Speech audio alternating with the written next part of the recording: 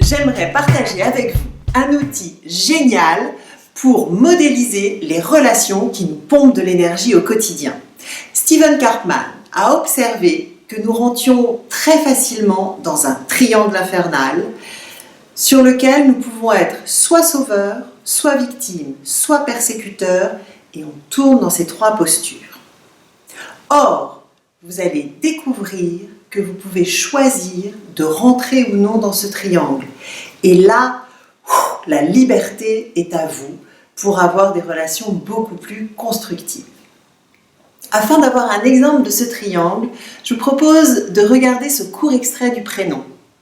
Vous allez voir une des protagonistes qui d'abord est victime de la situation, devient persécutrice, repasse victime, et tous les autres autour qui tournent, soit sauveurs, soit victimes, soit persécuteurs. Regardez avec attention et observez quel rôle tient chacun.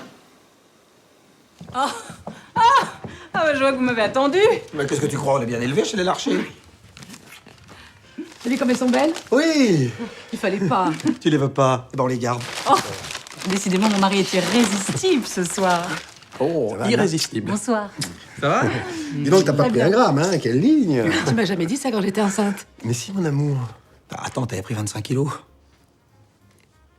Mais j'ai jamais pris 25 kilos. Non mais ça va, t'as presque tout perdu, hein. Mais c'était il y a 5 ans. Mais ça t'allait très bien. Mais j'ai jamais pris 25 kilos. Dis donc, ça a l'air délicieux ce que tu nous as préparé, Babou. Alors Anna, je te rassure, il reste plein de briouates. Hein. Je t'ai mis une assiette de côté. Assieds-toi. Vous avez remarqué, il suffit d'un mot, d'une phrase mal placée, d'une interprétation dont on ne sait même pas si elle est fondée, et nous voilà prisonniers du triangle de Karpman. Dans ce triangle, eh bien, je peux décider de prendre la posture du sauveur et être l'homme de la situation qui va sauver l'autre, qui va être le gentil. Ou je peux décider de prendre la posture du persécuteur. Et là, je serai l'homme fort de la situation. Je ne m'écrase pas.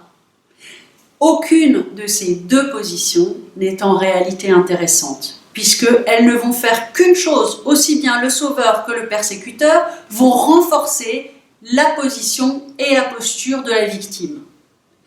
Et cette victime qui est en face de moi, eh bien, elle ne va pas le rester très longtemps parce que c'est une position intenable. Et très vite, elle va repasser soit en sauveur, soit en persécuteur, et à ce moment-là, vous l'avez compris, faire de moi sa victime. Donc, l'idée, c'est de ne pas entrer dans ce triangle. Et pour ça, une autre voie est possible. Et ça n'est pas parce que je n'entre pas dans le triangle que je m'écrase ou que je ne peux pas aider l'autre. Ce que vous devez savoir, c'est que pour rentrer dans ce triangle, il faut être à deux. Et que si vous choisissez de ne pas jouer, eh bien le triangle ne peut pas se mettre en route tout seul. Nous sommes tous complices de ces relations et de ces jeux psychologiques. Alors je vous encourage tout au long de la semaine d'observer ces postures pièges. Qui a tendance à être sauveur, persécuteur, victime? Et surtout, quelle est votre petite faille à vous?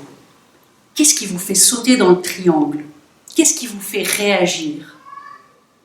Et vous verrez que très vite, en prenant conscience de ce mécanisme-là, eh bien, vous allez vous éviter bien des tours de manège.